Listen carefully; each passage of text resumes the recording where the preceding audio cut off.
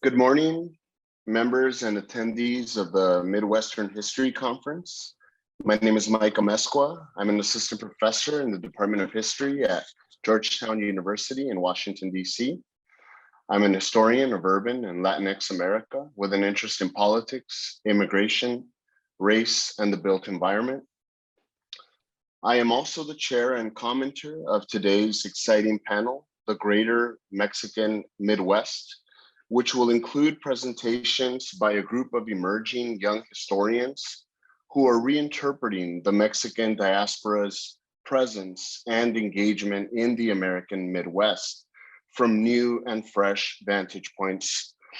In order of appearance, we have Nathan Elstrand, who is a PhD candidate in history at Loyola University, Chicago.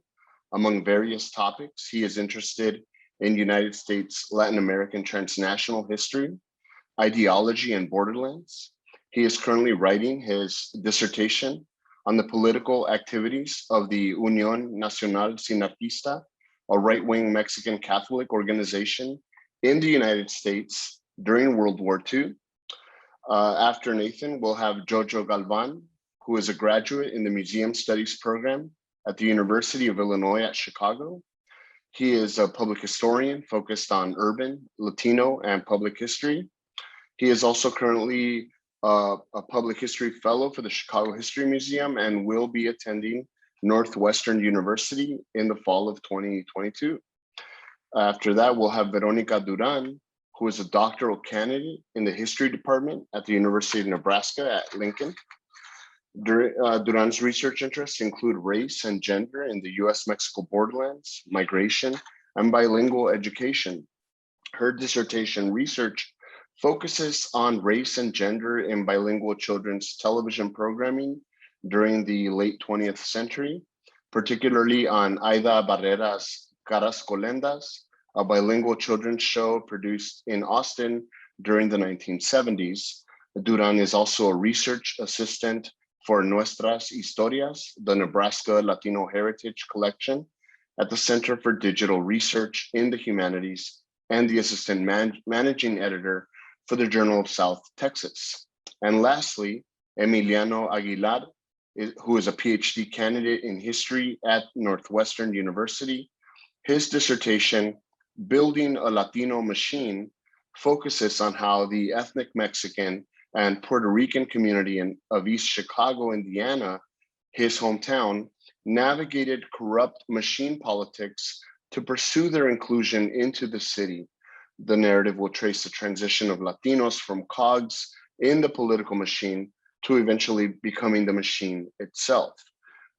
We will make sure to reserve time for Q&A at the very end after the panelists speak, as well as a few brief comments by myself, but we will begin first with Nathan. So Nathan, the floor is all yours. Thanks so much, Dr. Amesqua. And let me share my screen. We'll go from there.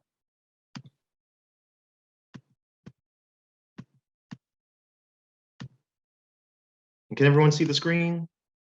Good, excellent.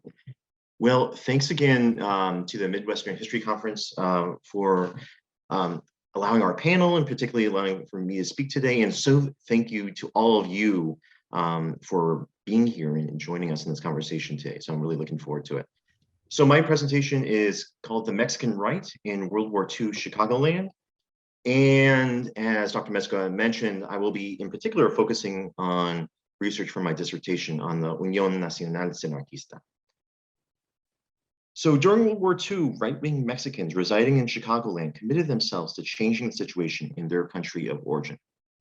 The pro-Catholic, nationalist, and anti-communist Unión Nacional Sinarquista, UNS, or National Sinarchist Union, worked towards creating a community of Mexicans to combat the left-leaning politics of the post-revolutionary Mexican state, which embodied land reform, secular education, and the strict separation of church and state. The movement began in Mexico in 1937, but soon spread to the United States. Inside the US, the government, the press, and Mexican-American political left increasingly grew wary of the UNS in the midst of World War II, perceiving the group as an internal enemy to the country, or a fifth column. Scholars of the Synarquistas largely document the organization within the context of the Bajío of Western Central Mexico, with some considering the role of the movement in the United States, predominantly in the American Southwest, in California and Texas. This paper is the first to firmly insert the UNS within the American Midwest. Synarquistas in Chicagoland formed a political religious community that could only last so long during wartime, as the movement's reputation became increasingly associated with the Axis during World War II. So here on the screen, you'll see St. Francis of Assisi Catholic Church, which I know is familiar to many of you.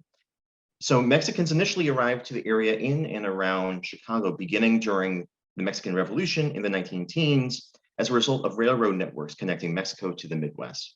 By the 1930s, with the upheaval caused by the Cicero War between Catholics and the Mexican government, most arrived from central Mexico. Labor agencies enlisted Mexicans in Texas to work in agriculture in the Midwest. However, upon arrival, many decided instead to work in higher paying industrial and manufacturing jobs, such as the railroad, steel production, and meat packing. Most ended up in cities such as Chicago and Aurora, Illinois, as well as East Chicago, Indiana. Mexicans brought with them their Catholic faith, and houses of worship worked to serve this community. The Claretian brothers established Our Lady of Guadalupe Church on the south side of Chicago in 1924 as the first Spanish-speaking parish in the city for Mexicans. Reverend James Tort, CMF, became the pastor there, as well as worked to convert an old German Catholic church, St. Francis of Assisi, on the near west side into a Mexican serving church in 1926. St. Francis became the center of the Mexican Catholic community in the neighborhood. Aurora's Mexican community formed in large part because of the railroad, both for transportation to the Midwest and for work there. The Mexican Catholic community either attended Mass at a chapel at the Iola Boxcar Camp or in the city at St. Therese Church.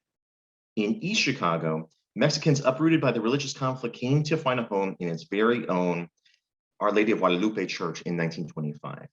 By the early 1940s, ex-cristeros and devout Catholics formerly from central Mexico were attracted to what the UNS offered. Here you will see a copy of the periodical El Synarquista, which was the main periodical of the UNS, which I'll talk about now. So as early as February 1941, Synarquismo established a presence in and around the city of Chicago. For example, Victoriano de Leon, a Mexican migrant and billiard hall owner, wrote a letter to the editors of the publication El Synarquista, describing the rising demand for the paper among his customers.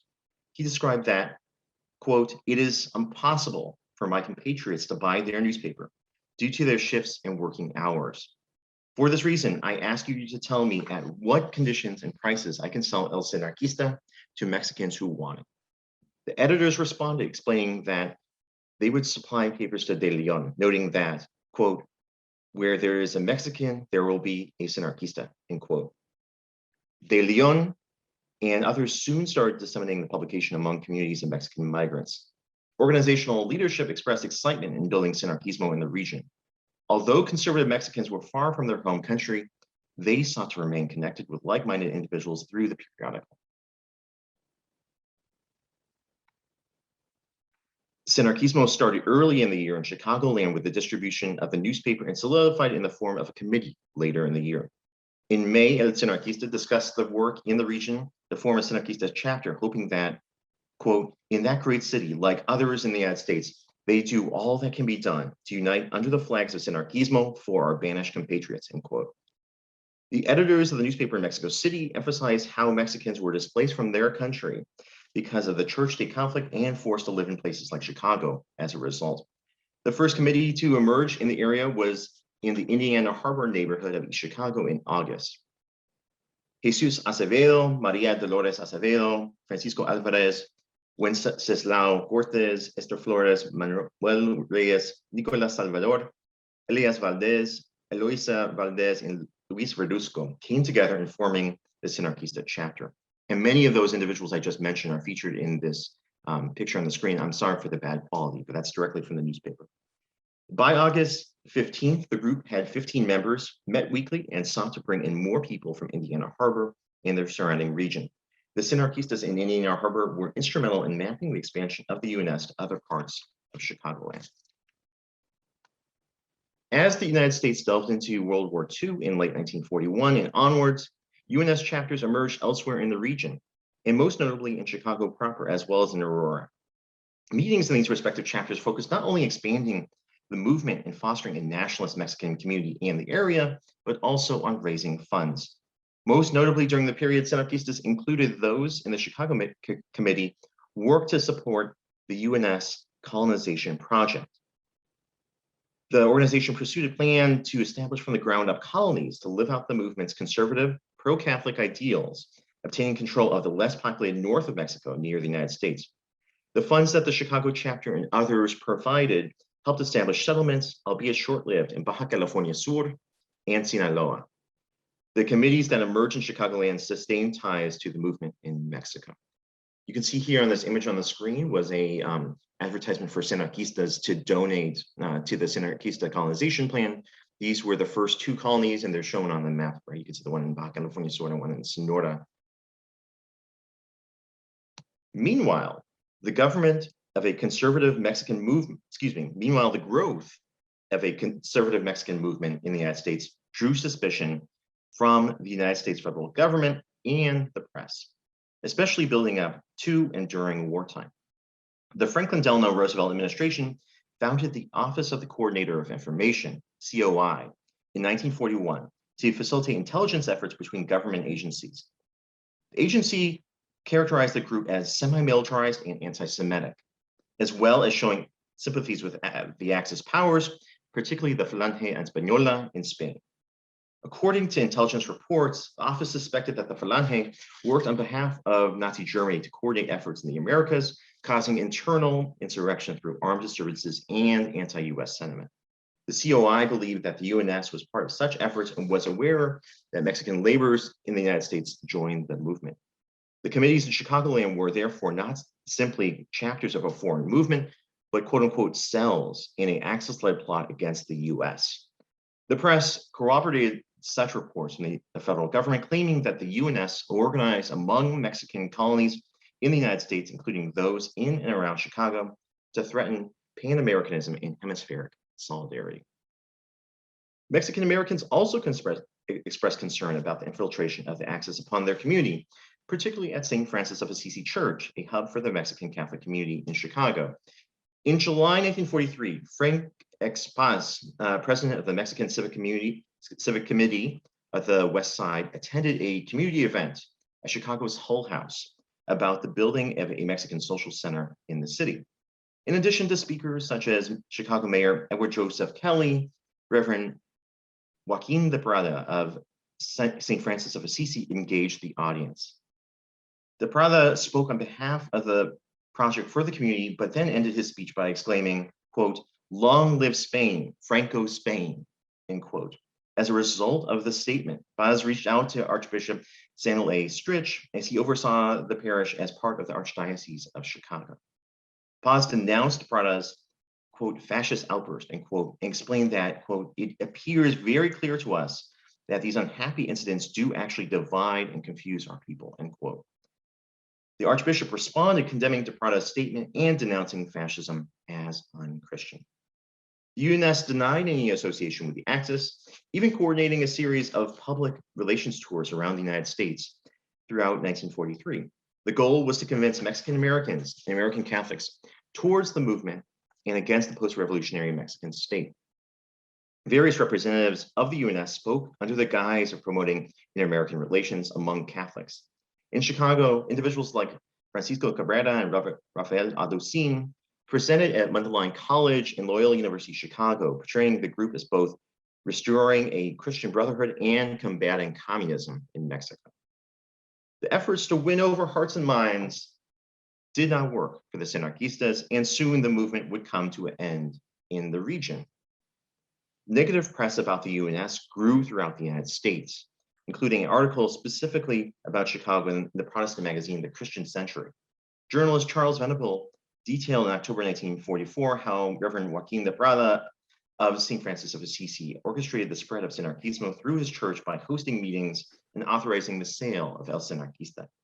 To make matters worse, the auxiliary bishop of Chicago, Bernard James Shield, and the Archbishop of Mexico, Luis Maria Martinez, came together to denounce synarchismo, associating it with fascism.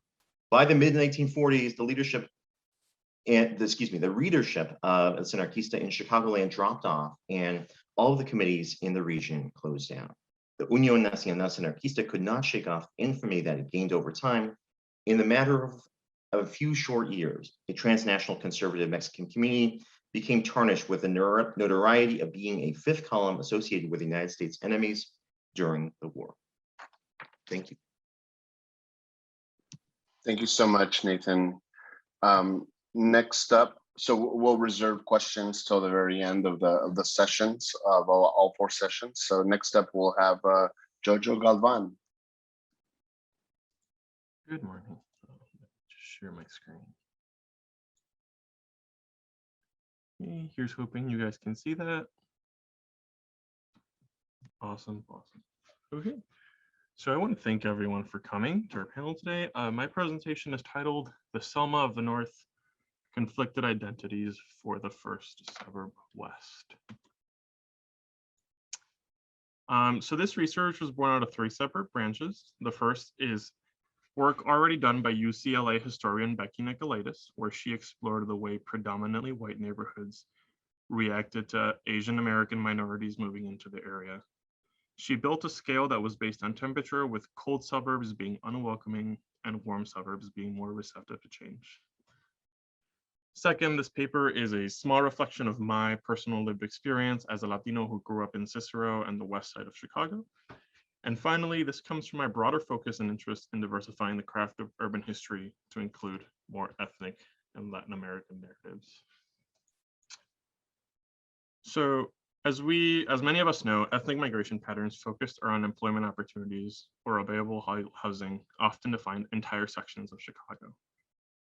Entire portions of the city's history have been shaped by the presence of migrant workers who often settled where their fellow countrymen were already present. The legacy of these ethnic concentrations remain today in several ways, including bronze monuments, neighborhood names, and avenues. However, not everyone that came to Chicago stayed. As communities grew larger and more demanding of their surrounding in terms of space and freedoms, they found that the city's neighborhoods were not meeting their needs, and they ventured west. In search for new settlements, Eastern Europeans, Czechs, Poles, Bohemians, and Italians consistently landed in Cicero, the first suburb west of Chicago. In a town made up of architecture and infrastructure practically identical to the second city, they found steady blue-collar work in factories like Western Electric's Hawthorne Works, the Danley Steel Plant, and the Regional Locomotive Yard. This flight from the city and steady stream of blue-collar work created a town that was hegemonic in race, completely white, and its religion was predominantly Catholic. Of course, most people that are familiar with the history of Cicero know it for one of 2 things. They know it as Al Capone's playground during Prohibition, where he ran a massive bootlegging operation, which included police officers and city officials on his payroll, and others might know it from several academic volumes that covered the 1951 race riot, which came from a Black mailman moving his family into an apartment in town. While both of these narratives are important in setting up what I'm going to talk about today, they serve only as precursors. So Cicero's Eastern European residents were incredibly effective at keeping minorities out of their town for over half a century. However, during the 1990s, something remarkable happened. The city's population nearly tripled. This came at the hands of new arrivals to the city, Mexican Americans looking for a place outside of Chicago, pushed out due to cost of living and housing needs. They came to Cicero, and they often replaced the aging Eastern European residents looking for their slice of factory work in the American dream. But even as they came with new money and new hopes, trying to breathe life into a slowly decaying town, they were not readily welcomed. The spearhead in the movement against Cicero's new Mexican residents was then Mayor Betty Lauren Maltese. In her eyes, Cicero was and should remain white. There is, of course, the infamous quote right under her picture, "I want things to be as they used to be." She went about her effort by passing a series of incredibly racist and hostile ordinances that severely crippled where Mexican families could buy homes, setting up square footage requirements, declaring the town a gang-free zone, which allowed her police department to target and detain those suspected of being in a gang, usually men, which were usually the breadwinners of a household. And through the same gang ordinance, she allowed her police force to impound vehicles without notice and impose hefty fines on landlords who were housing said gang members. These fines were usually $500 a day for housing anyone suspected of being a gang member until you could prove that they had left town. Finally, any attempt to fight these accusations in local courts proved futile, as she made hearsay admissible in the courtrooms in Cicero. These aggressive and racist ordinances crippled the buying and residential power of an entire generation of Mexican Americans in the Midwest. So the text that you see here, it's pretty hefty, I apologize, but it comes directly from the Department of Justice case brief filed against the housing ordinance that required a specific amount of square footage per individual. I highlighted a couple of the most important parts to make it easier to read. But basically, the town of Cicero and Lauren Maltese administration tried again and again passing these ordinances directly targeted against the living arrangements and culture of Mexican Americans, and they were regularly sued by the Department of Justice, the American Civil Liberties Union, and other legal rights for their blatant and open racism. Every single time it went to court, the town of Cicero always denied fault. Lauren Maltese served as mayor of Cicero until 2002, when she was found guilty of helping to steal over 10 million of the town's funds in a massive insurance fraud, following the steps of her husband, who was also a federally indicted felon. With her removal, the Mexican American residents in Cicero persisted and blossomed, changing the town to better suit their needs. Today, the First Suburb West is now a thriving, racially intermixed community with a healthy business district where one can buy anything from tamales to quinceañera dresses all on the same street. Cicero has one of the largest school districts in the area. It has a community college and a park district, all of whom serve a majority Latino population. Of course, not all is as good as it can be. Oh, there's a picture missing. Okay. Although the exclusionary ordinances of the 90s have been repealed and the town, as of the 2010 census, is now over 90% Latino, Cicero still seems to have a hard time shedding its foundational roots. The town hall has seen the same mayor for the last 15 years, Mr. Larry Dominic, pictured in the slide. Over 90% of his mayoral administration is white. In recent years, policing scandals associated with racism and collaboration with immigration and customs enforcement have continued to complicate the relationship between town leadership and residents. To this day, many of the signs and buildings of the old Eastern European businesses and social clubs remain as a symbol of what once was. The best example of this is Klaus Restaurant, which was at one point the oldest operating Bohemian restaurant in the country. It's curious that though the city's motto, displayed on its flag, seal, and mandatory vehicle tags and marketing material, is that it's the best town in America. The best surely means different things to different people. That is all. Thank you. Thank you, Jojo. Next up, we have Veronica Duran. Veronica, the floor is yours. Thank you. Let me just share my screen. Can you all see my screen? Not yet.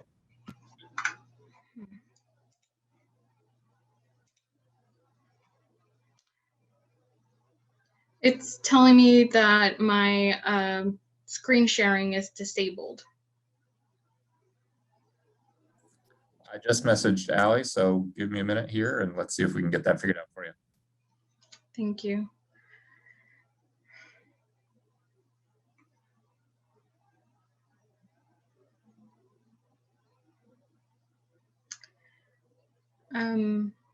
I guess I could go ahead and get started talking in the essence of, in the interest of time, even though there are some images that would go along with my presentation. Excuse me, Brian. If you want, we could switch. I didn't prep a PowerPoint, so if you want, we could switch.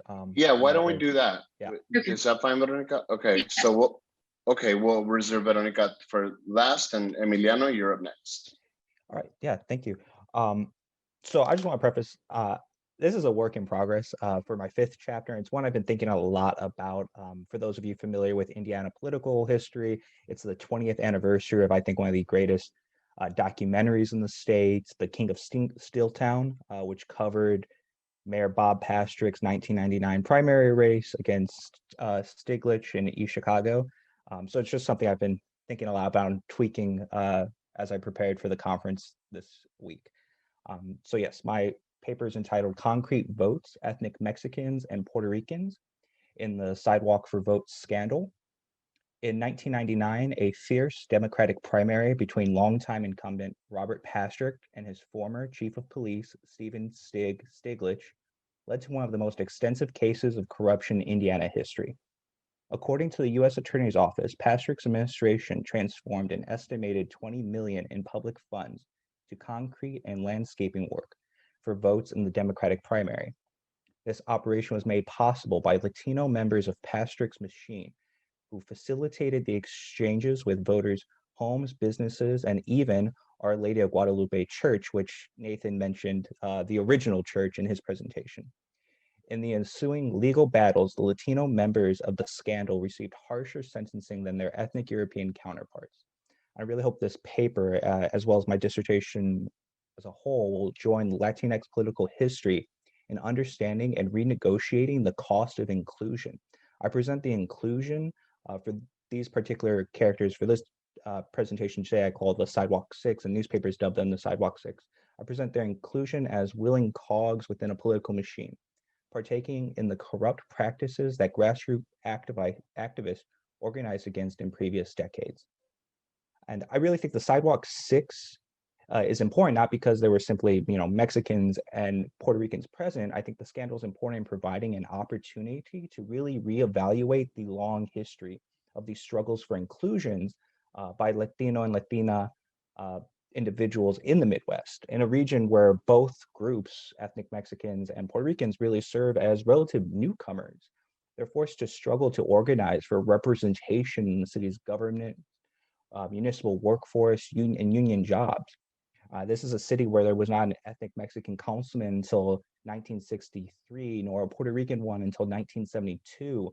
And the plethora of roles that these groups filled within 3 decades serve as a testament to their political strength or role within the municipal politics, even for the city.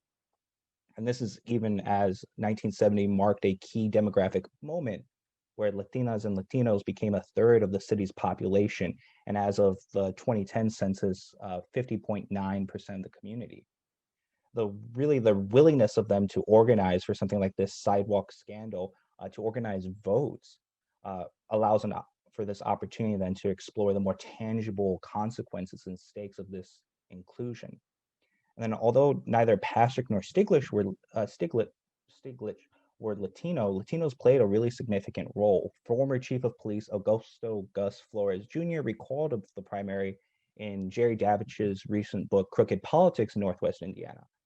According to Flores, quote, on election day in May 1999, Bob Stiglitz and I spent most of the day riding throughout the city, checking the polling places.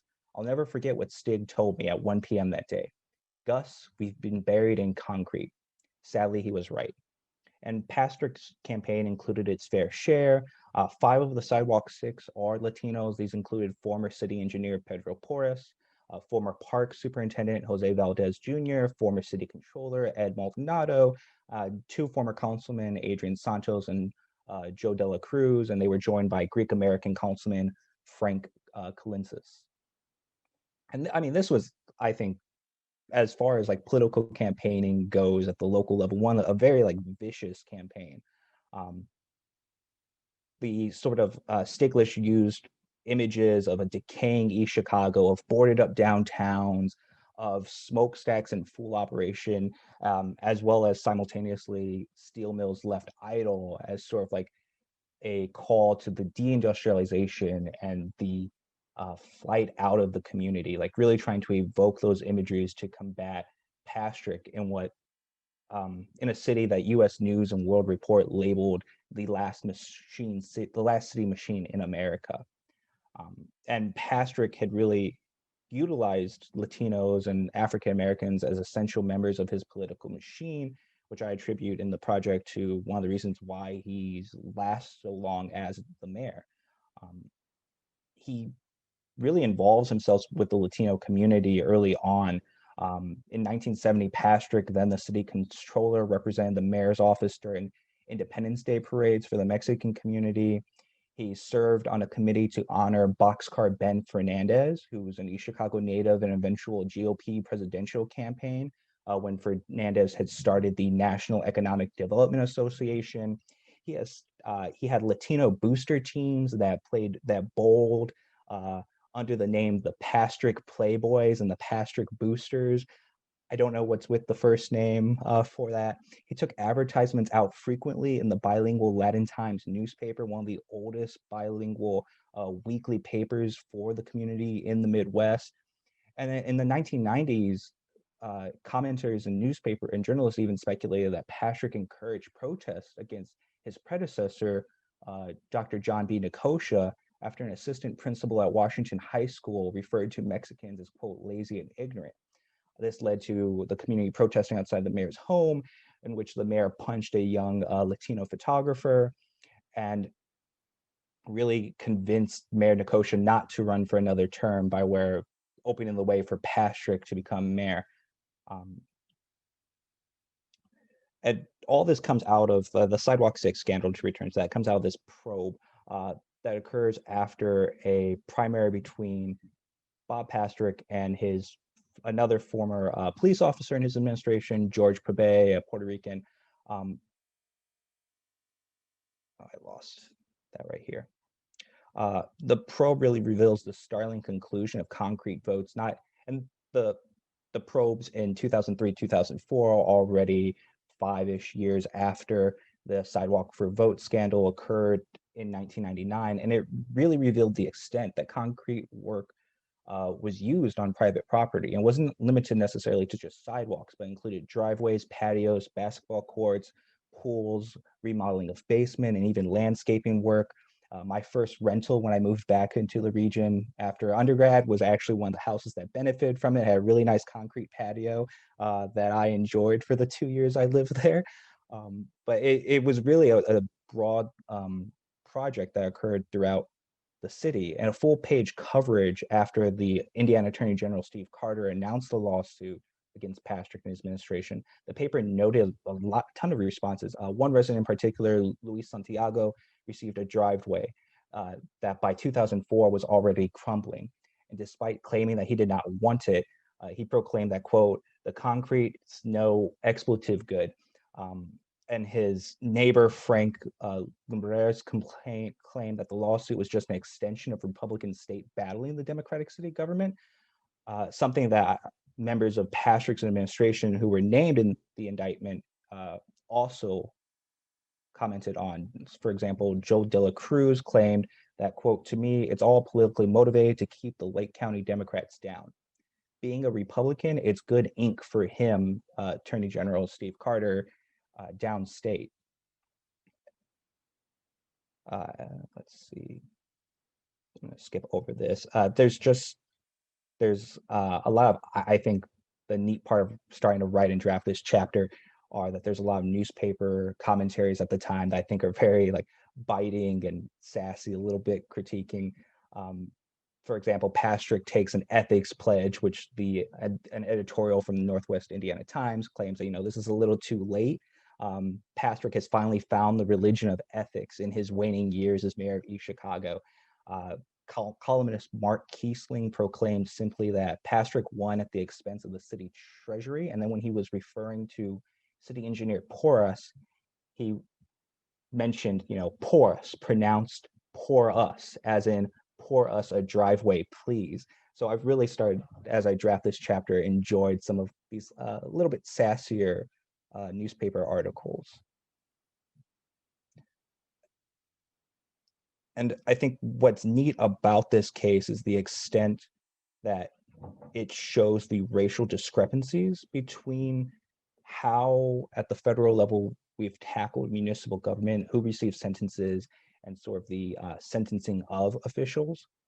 So the case begins in October of 2004, and the first crack, as the newspaper labels it in the concrete case, is that Porus turns witness, and Porus agrees to plead guilty, which was a surprise to his fellow co-defendants of the Sidewalk Six. From that, Santos and Valdez also agreed to cooperate, those two receiving 33 months and Porus receiving 23. And De La Cruz and Maldonado received these heavier sentences, 6 years and 130 months respectively. Maldonado receiving the heaviest sentence because, as this turning witness proved, Maldonado was using city funds to pay the lawyers of the very people who turned witness against him. Sort of very almost Godfather-esque in many ways. And Frank Colinsis, the lone non-Latino member of the Sidewalk Six, fled to Greece before his sentencing, so we're not sure quite what his would have been. In 2010, senior judge James Moody called for Pastrick, his former aide James Fife III, and Frank Colinsis to repay the city $108 million collectively. For damages for the scheme, Pastrick, then 82, was not present for the judgment. The first time a city government had been adjudged a corrupt organization under the federal racketeering laws, or RICO. Pastrick's attorney, Mike Bosch, deemed the judgment uncollectible, that Pastrick simply didn't have this money, and then apologized because the former mayor was actually vacationing in Mexico at the time of his sentencing at their second home. I don't know how to connect those dots there. You know, you can't repay the $108 million, but you have your second Mexican home. Pastrick would go on to serve no jail time. And I'm situating this at the end, and these are just a few final comments, and I'll close off here. As the begin of, I think, two other cases of mayoral corruption in the region.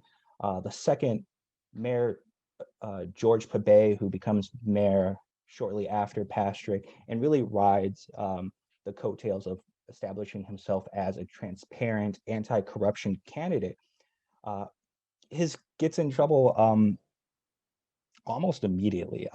It's not necessarily, right after. But a year after Judge Moody had already ordered Pastrick and his allies to collectively repay the $108 million, Pabay was sentenced to 5 years in jail and a $60,000 fine for using city funds and employees to rehab a Gary beachfront home in the Miller neighborhood. This, to the tune, cost the city about $14,500. And then in 2021, actually a few months ago in January, where I currently live, Whiting Mayor Joe Stahura knowingly siphoned $200,000 of his campaign funds between 2014 and 2019, served no prison time for this misuse of campaign funds, was given a $7,500 fine, a year of house arrest, and 2 years probation. In conjunction with the mayoral corruption Moody encountered with the Pastrick administrations, I think these cases really highlight a discrepancy of sentencing, particularly as Latino members face harsher, more draconian sentencing. And it's one that occurs very early on in the Pastrick administration when members start finding themselves in trouble federally in the 80s. 3 other members, Anderson Span, Bob Segovia, and Tony Barreto, all served jail time or all sentenced for very minor infractions. I believe Tony Barreto's was only about $800 in the 80s, which is still quite a bit of money. But I really look at it as an opportunity to explore, again, these consequences of inclusion. Thank you all very much. Thank you, Emiliano. And Veronica, are we up and ready, I think? I hope so. We were working on fixing the difficulties while Emiliano was reading. So thank you, Emiliano, for jumping in there. Let's see.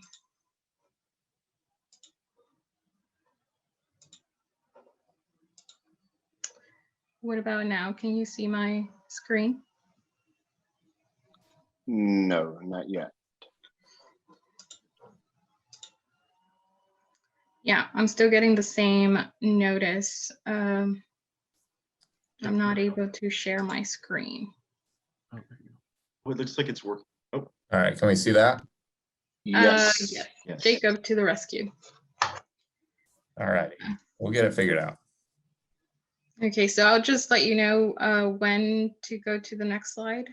Sounds good.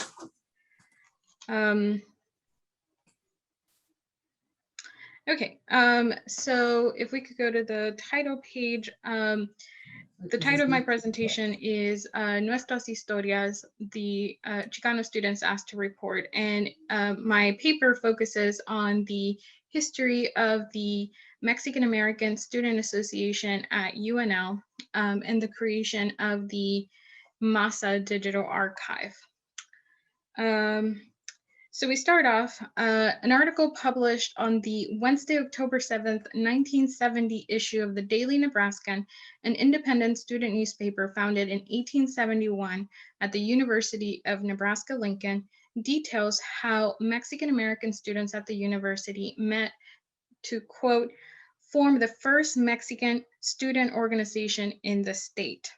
As the article titled Chicanos Form Mexican Student Organization states, the Mexican American Student Association, or MASA, was formed to promote friendship and cooperation between members of the organization and community. Next slide, please. Almost a year later, on Monday, September 27th, 1971, an article titled Chicano Students Asked to Report called for the attention of Chicano students at the university. The article read, Mexican-American students at UNL are asked to contact Joe Renteria, 801 administration as soon as possible. The university is trying to compile an accurate list of Mexican-American students. Building largely from the digitized collection of the Daily Nebraska newspapers, which contains the two articles mentioned, the Mexican American Student Association Digital Archive, or the MASA Digital Archive, which falls under the umbrella of the Nuestras Historias, the Nebraska Latino Heritage Collection at the Center for Digital Research in the Humanities, studies the history of Mexicans and Mexican Americans in Nebraska and the Midwest during the 20th century. Using newspapers and oral histories, this digital archive examines how the founding of MASA speaks to the concerns of Mexican American and Chicano students at UNL, as well as their commitment to social activism and community engagement. Next slide, please. As the first article cited further reveals, MASA was established in 1970 when there were less than 30 Mexican American students at the university. From its initial institution, MASA sought to promote friendship and cooperation within its organization and with the larger student population, as well as to familiarize the academic and cultural community of UNL with Chicano culture, heritage, and traditions. Next slide.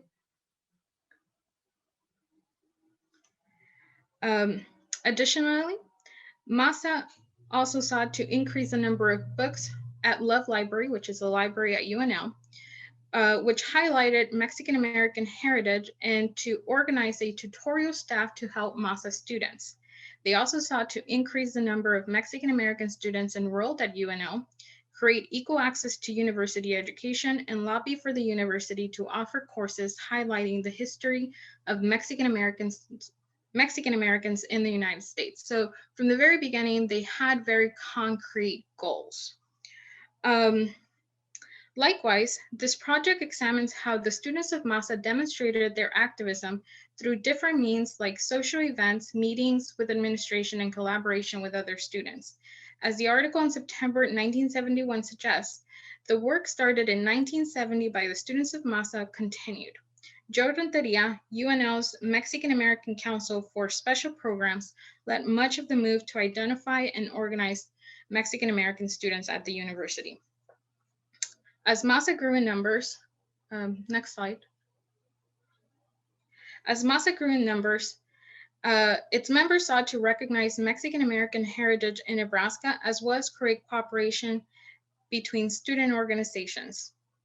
On Wednesday, April 19th, 1972, a Daily Nebraskan article titled Chicanos Plan Awareness Days outlined the 5 purposes for the culture of the Mexican American people in Nebraska, end quote. According to the event organizers, these 5 principles were as follows. Next slide.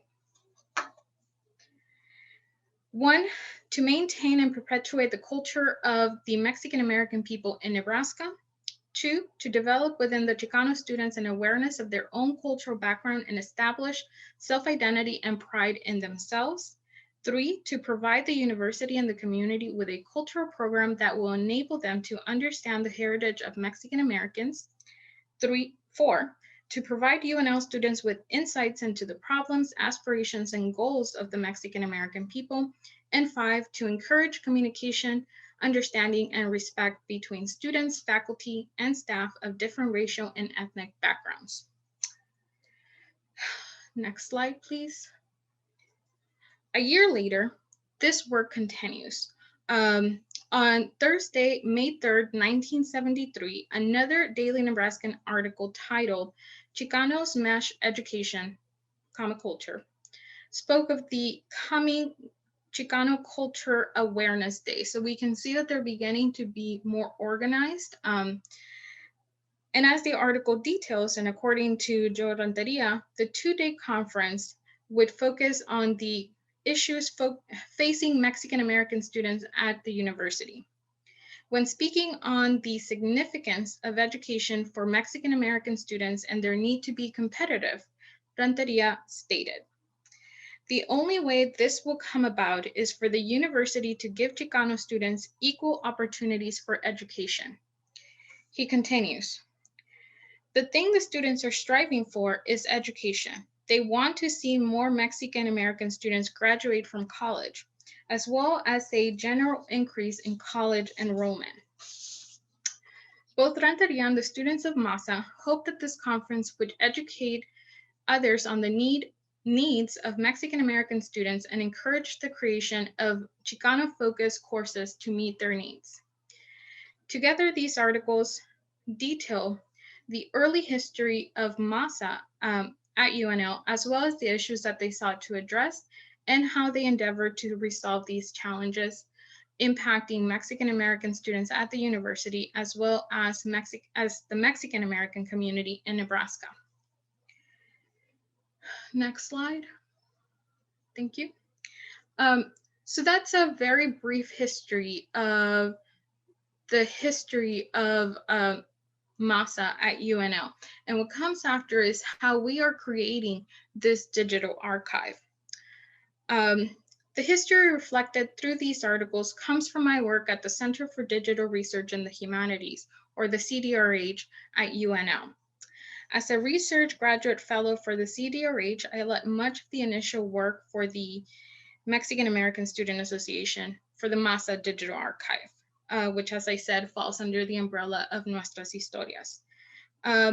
This digital collection largely uses articles from the Daily Nebraskan to build on the work previously done by the Nebraska newspaper's digital archive, which houses thousands of newspapers from Nebraska.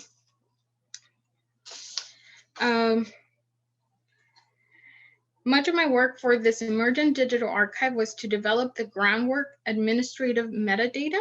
This involved creating provisional chronological parameters for the archive, in this case beginning on the year 1969 and ending in 1980, as these are the years that detail the establishment of MASA and many of the initial issues that the students sought to resolve. I began this research by simply searching within the Nebraska newspapers the terms Chicano, Mexican American, and Mexican American Student Association. And then I recorded, if we go to the next slide, I recorded all of the instances in which the newspapers mention either one of these terms. And the results yielded over 300 articles that mention these terms just in those 11 years. After these results were collected, I conducted the preliminary descriptive metadata, which in this case included making note of the article's author, as well as any names that were mentioned, the title, when this article was published. And from there, we can go to the next slide. And from there, I moved to the revision of the optical character recognition or OCR text representation, which converts the characters on the visual images into computer readable numbers and letters. However, OCR is not without flaws, so this did require some revisions. So we may need to do a little bit of moving around. This is what it looks like when you just go into the OCR page, the previous images, but we can stay on this one. Let's go back. So then this is what the OCR text representation looks like. You can see that the highlighter part is supposed to say Chicanos, but it actually has an E where the O is supposed to go. That's because the computer is not able to read it. A different example is in the next slide. So you can see that the highlighted part is the computer was not able to read that at all. So I had to go in there and revise these transcriptions, all 300 plus of them. So then we can continue going. And so where are we now? Nuestras Historias as an umbrella project is an ongoing endeavor and growing digital archive. Currently, this archive features a collection of photographs donated by Elizabeth Jane and Steve Shanahan, which details the migration of the Barros family from Zacatecas, Mexico to Nebraska and Colorado during the 20th century. This collection was further expanded in the family letters on the migration from Jesucita to Jane digital archive, which allowed for a more interactive platform. Here, it is important to mention that the reason why we have different stages in these digital archives is because the first, the Nuestras Historias, functions as a repository of images and basic information, who, what, when, where. And then when we build the second, larger archive, it allows for more categorization. It allows for the inclusion of transcriptions, oral histories. It's a lot more of an interactive platform. And then as an ongoing project, Nuestras Historias seeks to further demonstrate the presence of Mexican Americans in the Midwest and expand the present archive by detailing the history of Masa at UNL. Looking ahead, the Masa Digital Archive will likely follow a similar path as family letters. At the center of our research, and as was the case we learned of Masa, we are focused on creating greater visibility, accessibility, and community engagement. It is with this intent and by making use of the attributes of various digital humanities platforms, DH platforms, that we continue to unearth the history of Mexican Americans in the Midwest. And yes, you can move to the next slide, the end slide. Thank you. I can answer a few more questions or some questions on the layout of the digital archive during the Q&A or any other questions. But that concludes my presentation. Thank you, Veronica. Thank you so much for that important work. So I'm going to briefly comment on these papers collectively and maybe just make a few comments more directed individually to the panelists. But I'm also going to try to emphasize brevity here so that we can get to your questions and your comments. So let me just quickly time myself here so that I do not go over, which my students know very well I can do very easily. So collectively, these papers represent the expanding frameworks in Latinx Midwest history and Latinx history more broadly.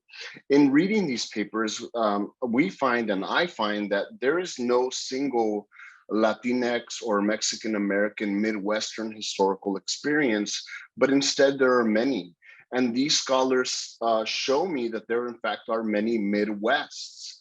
from the Nebraska landscape to suburban Cicero, to East Chicago, Indiana, and then going back to urban Chicago itself, right? The near west side of the 1940s. But digging deeper, we find politics and ideology within the Mexican Catholic right, machine politics, and how Latinx politicals fight for inclusion within that system, right? The enduring power of suburban whiteness and its wielding of the law to maintain a suburban homogeneity amid surrounding Latinx settlement, right? And the collecting and the archiving projects to make visible and otherwise invisible Mexican-American campus community at the University of Nebraska. So, you know, a thread I think that ties all of these fantastic presentations together for me is the making of political communities.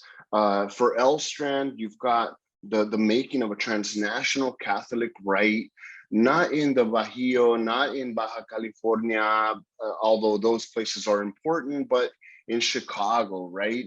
Chicago, a place that is, as Elizabeth Cohen tells us, the mecca of the New Deal, of a popular front, late 1930s and 1940s. So Galvan shows us how Latinx people endure these ordinances and zonings and the wielding of the law to not only to exclude Latinx people, Mexicans in particular, but also to maintain a kind of imagined Cicero that really goes back decades, right?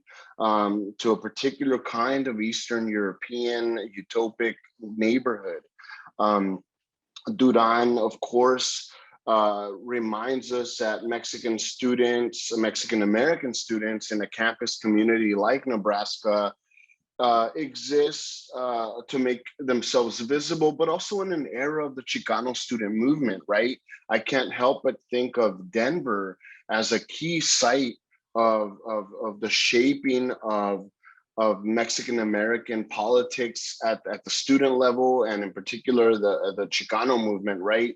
As a neighboring state, and so I'll definitely have a question for Veronica on that, and then Aguilar, of course, on what is my personal interest, machine and patronage politics, which I find to be quite fascinating here in the sidewalk vote scandal, the Sidewalk 6, and of course the way that Aguilar plays with concrete as a material substance that is the way that patronage politics and gift giving happens, but also the very concrete moves that these Mexican and Puerto Rican politicals are making to fight for inclusion within a system that is somewhat flawed, but indeed the way that politics tends to work in the urban Midwest, right? And so, so to follow up my thread of how this is united by the kind of making of political communities, one might ask, but what does it mean to make these political communities in the Midwest, right? And I think that here, if you allow me just a few minutes to go in depth into some of the papers here, in looking at Nathan's work on the Mexican right in World War II Chicagoland, I kept thinking about the Claretians because they're so important to Nathan's work, right?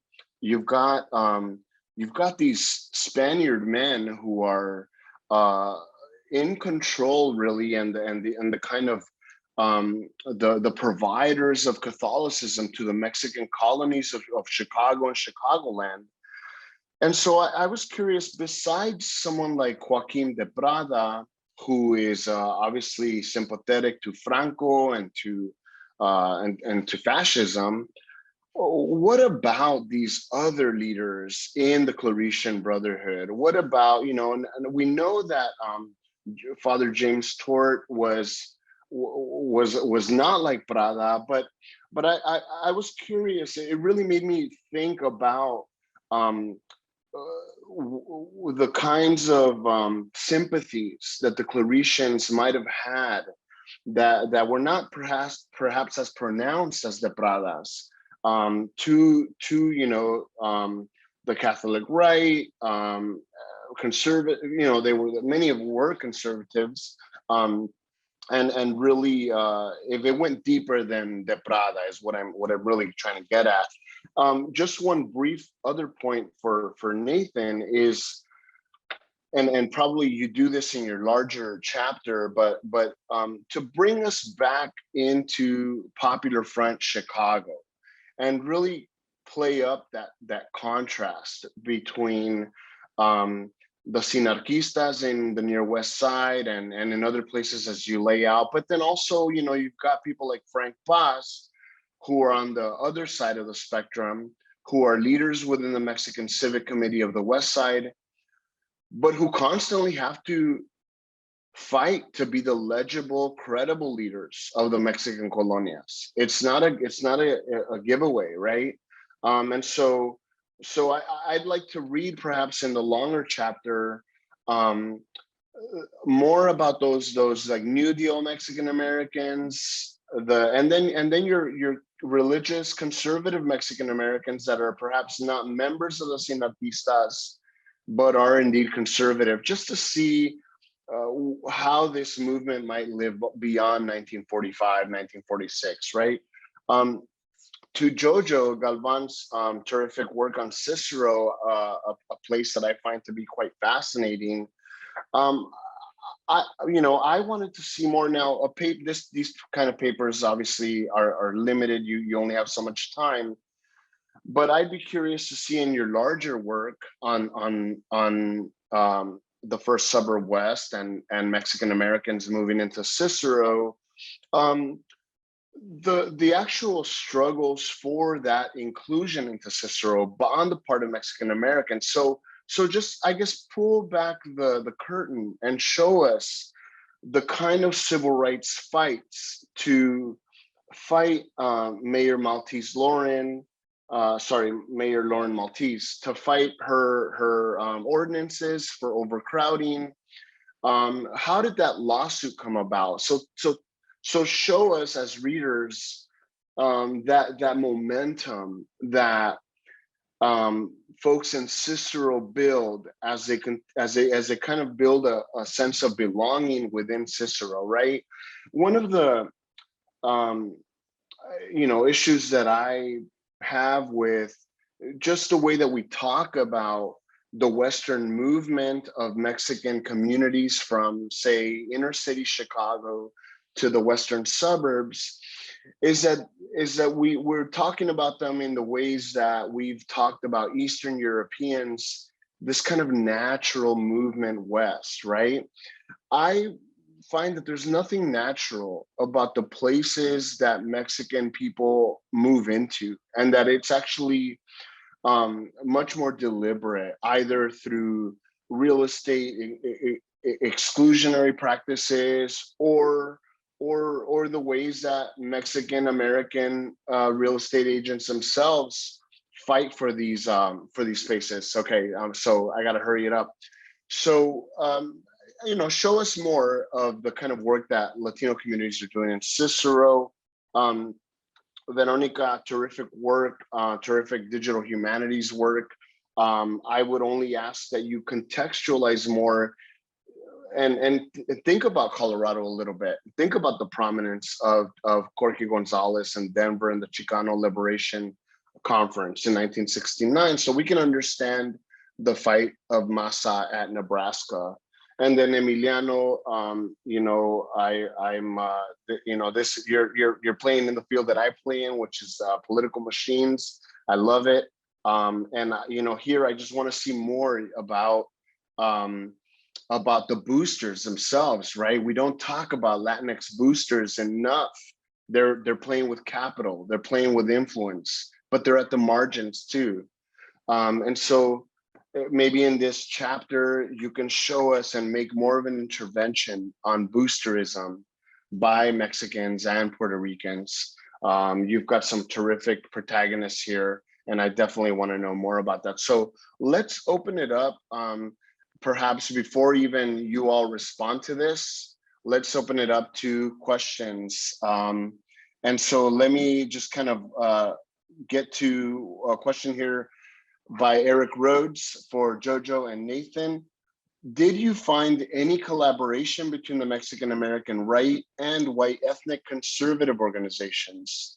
Emiliano, how does the growth of Latinx political power in the region relate to growing Black political representation in municipal government in Chicagoland during the late 20th century? And for everybody, how does the setting, industrial, agricultural, post-industrial Midwest, Chicagoland affect the Latinx experiences you document compared to Mexican American experiences in other places such as the Sun Belt, Texas, California, the South? So why don't we start off, well, with any of those, any of you that want to volunteer and start off answering these questions. Maybe we'll start with Nathan. Dr. Vesco, would you like us to respond to your questions, or should we just respond to Eric? Oh, you're on mute. Whatever you like. Okay, sounds good. Yeah, I'll just respond to all of them fairly quickly. I think Dr. Mezcua, your comments are great. In terms of the Claretian Brotherhood, I need to look more into that. I know Deborah Cantor is doing a book on them right now, and so and I've been to the archive and they need to dig some more. So that's a really good idea. Bringing us back into Popular Front Chicago, absolutely. I felt like I needed to have more context about Chicago during World War II at this time. And so that's something I definitely need to add. And then also religious conservative Mexicans, not part of the UNS. That's something ultimately I wanted to include, but I didn't. And I think that's something I need to dig deeper into. So thank you for all those comments and questions. Eric, to your question, questions here. I didn't, so there, it is the Mexican American right, and there's these very far right organizations during World War II. There's no connection between the two because a lot of those far right organizations happen to be also anti-Catholic. However, you did have the National Catholic Welfare Conference, which is the U.S. Catholic leadership in the United States. They were right-wing, anti-communist, and they did ally with the UNS. And then lastly, to the other question here, kind of thinking about the setting in Chicago versus the setting in the American Southwest, which I'm also studying for my dissertation regarding the Anarchistas, I would say that in Chicagoland, the people involved tend to be a little more working class, right, and more tied to industry and manufacturing, as opposed to the people in the other regions, which tied more to kind of being shop owners and that kind of thing. So thank you for those questions, people. Jojo, do you want to take a stab at answering some of that? Sure. I'm probably not going to be as good as Nathan, but I'll give it a shot. So with regards to your comments, Dr. Ramesco, I completely agree. I think, documenting the trajectory and the efforts of Mexican Americans in Cicero is incredibly important. That being said, it is incredibly difficult to do because during the period that this was going on, there was very little outlets for Spanish-speaking Mexican American sort of news sources and really just community discourse. There was one singular newspaper, which, as far as I know, is no longer in operation and doesn't have a digital archive. And a lot of the folks that were around during these times, the 90s wasn't that long ago, but a lot of them have moved out or just refused to talk about it. And this comes from some of my relatives that lived in Cicero through the 90s. They had particularly bad experiences, and there is still this culture of fear and hostility, especially over the last 5-6 years, is this collaboration between ICE and Cicero town leadership has come to light, where people are once again becoming afraid to really speak out about their experiences in fears of, deportation or other legal retaliation. With the question regarding collaboration, between, Mexican American right and white ethnic conservative organizations. I did not find much. If anything, I found that a lot of the organizations in Cicero, both legal and illegal, were incredibly hostile to Mexican Americans. You have to consider that Cicero was a hot spot for the mob even into the 90s. There was also a lot of street gang activity from Eastern European gangs that also often played into the intimidation of Mexican Americans. And then to the broader question of thinking about the setting is Mexican people came to Cicero to work.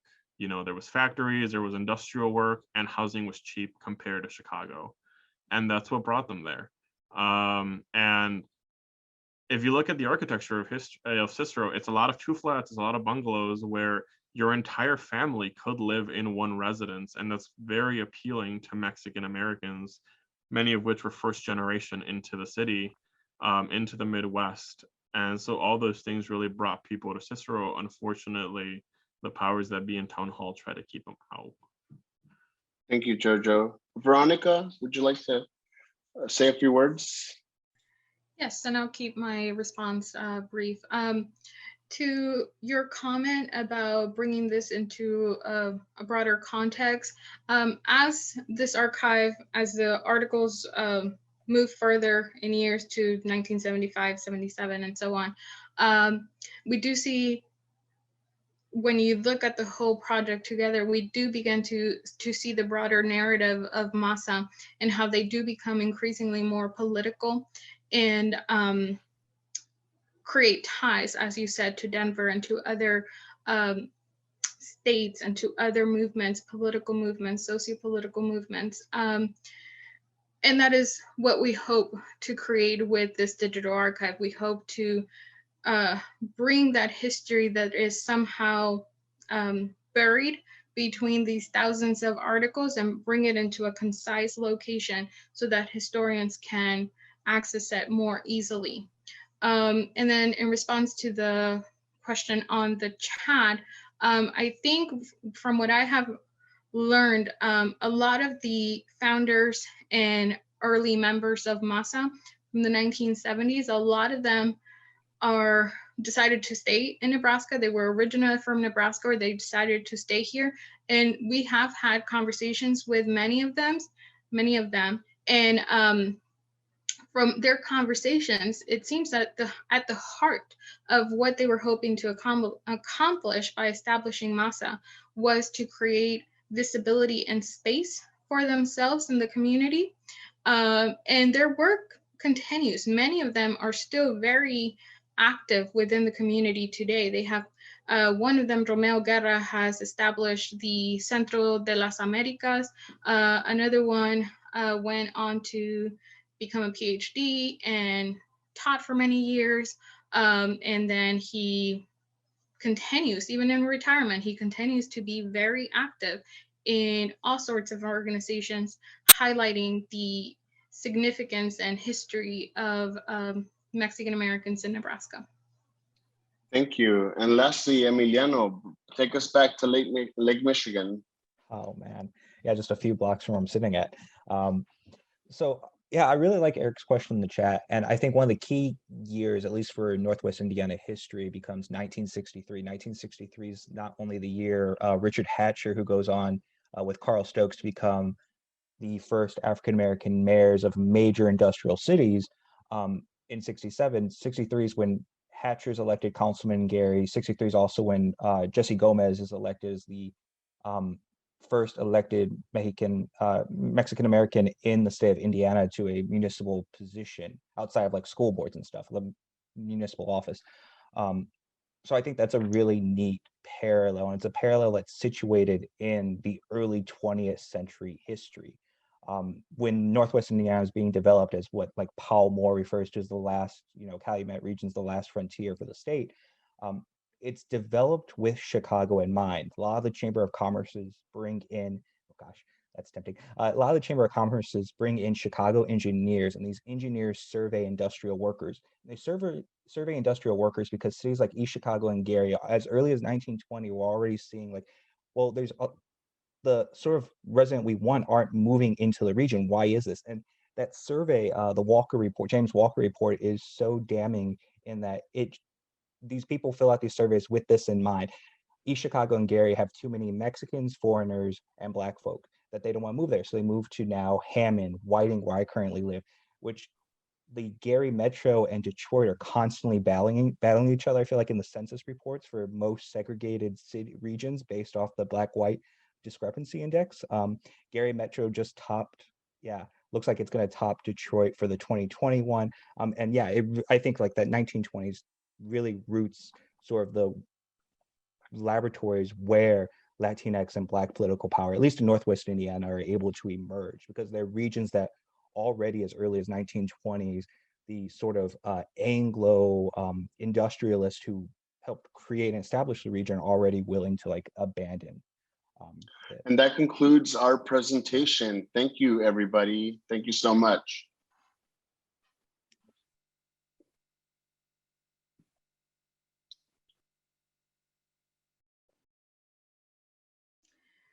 It was great to be in the panel with everyone. Yeah. Good to Wonderful. meet you. Yes, it was. Thanks again. Yeah, thank you for the great commentary too. When we Yeah, those were finished excellent. up. Terrific work, everyone. Really, really exciting work. Looking forward to its print format for sure, and digital format as well. Thank you. I did just get a note here that one group had some technical difficulties, so the breakout rooms are actually going to close in about 4 minutes at 11:50. So if there is any more comments or questions that anyone wants to get out in the next 3 to 4 minutes, feel free to do so. But if not, feel free to take an extra 5 minutes on your lunch break.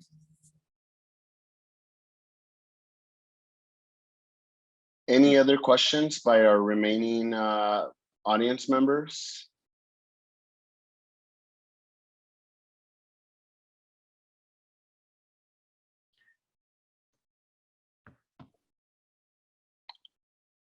Or do any of the panelists want to expand a little bit on some of your answers? You don't have to, but. I really think it's neat, thinking of Veronica's work, like the use of Chicano in a place like Nebraska, right? And it's even, I don't know how you find it in Nebraska. In Indiana, it's like a very contentious term.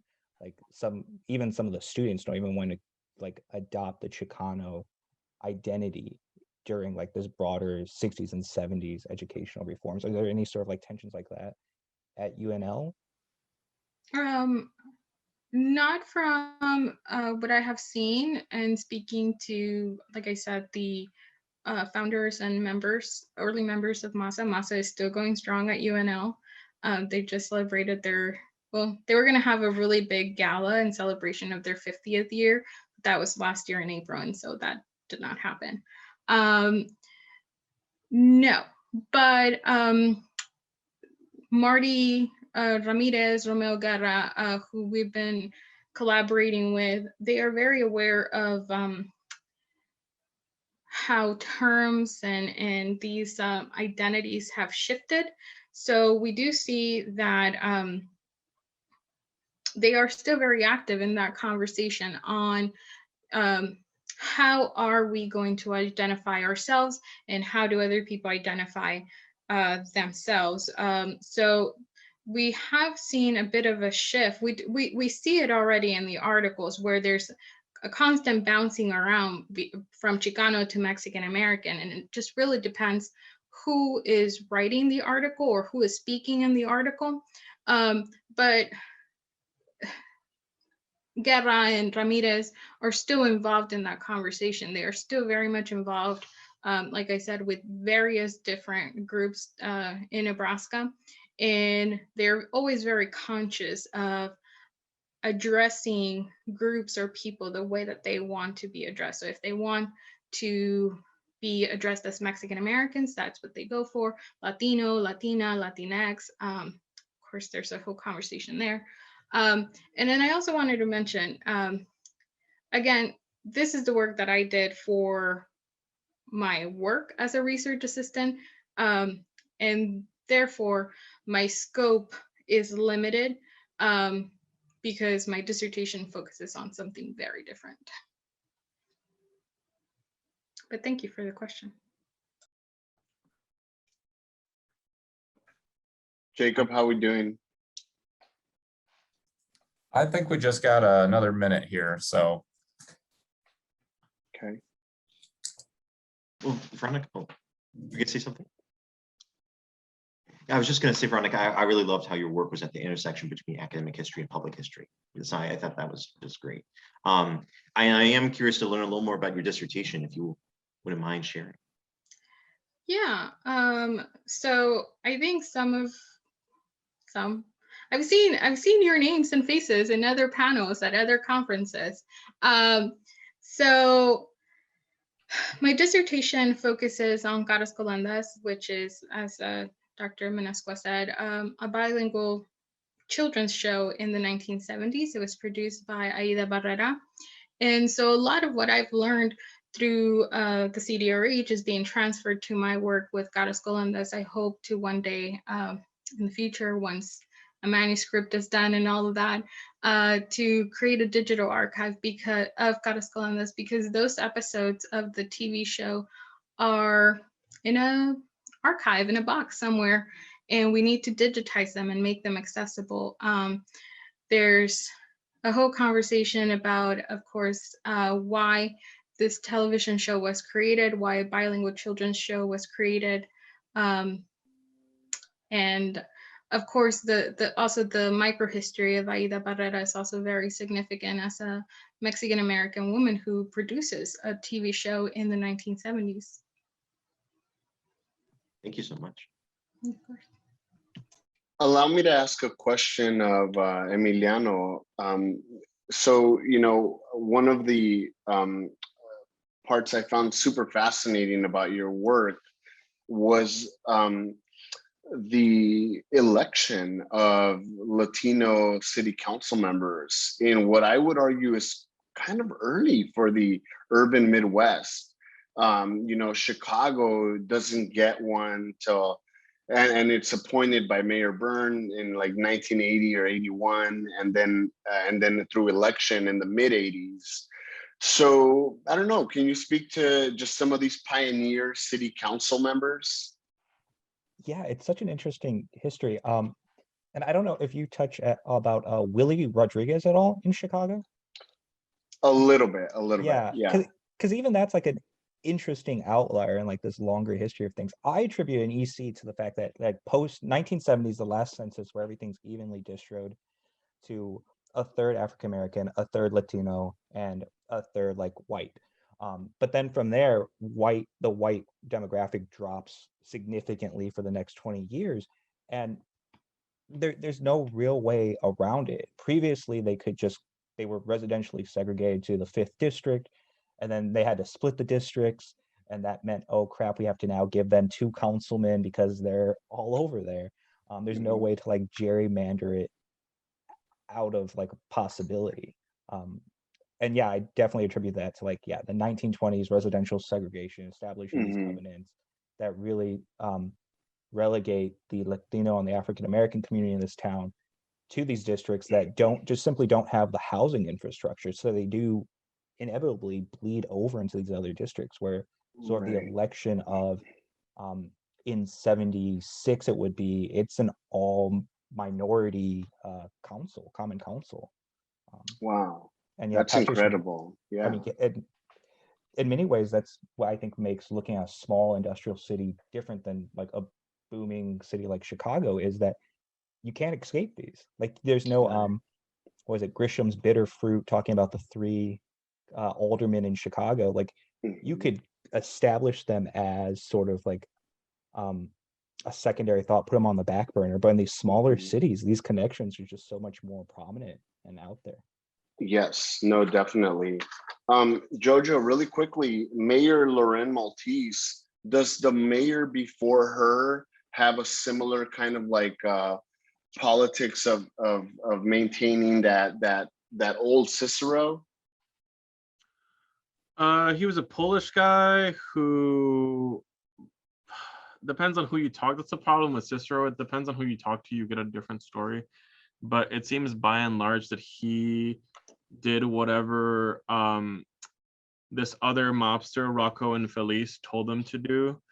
Not surprisingly, Frank Maltese, Betty Lauren's husband, worked for Rocco Infelice. He ran the gambling ring and like got Betty Lauren into town hall, and she was the one who was issuing all the liquor licenses. And if you know anything about Cicero, they were infamous because they had bars that didn't close until 6 in the morning, but had another set of bars that were allowed to open at 6:30. So people would come from Chicago to Cicero and drink the whole day away, and then of course they'd gamble. But after Betty, it was a Latino mayor for like one term, and then it was Larry Dominic, and Larry Dominic has been there ever since and will probably be there until most of us move away.